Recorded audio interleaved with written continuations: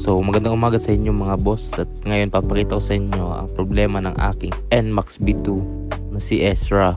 At alam ko naman marami na nakakaranas sa inyo nito, lalo na sa mga dyan sa mga naka CNC na silver mag. Kitang kita na ang pagka-corrosion nitong ating mugs. Dalawa lang naman ang nagbubunga nitong pagka-corrosion ng ating mga silver mugs. Una ay ang mga pag-ihi ng mga aso, at ang pangalawa ay ang acid rain. At dahil matagal na rin itong ating silver mug, halos magto 2 years na sa atin to, kaya isa rin yan sa rason kung bakit nagkaganto ng ating mug.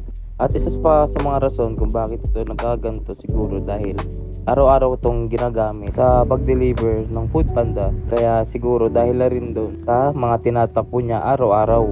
So mga sir, kung may mga nakasolusyon na dito sa mga problema sa ating mga CNC na silver mugs, pa-comment na lang dyan sa baba kung ano mga ginawa nyo, at itatry natin at ipa-vlog natin siya sa susunod na mga videos.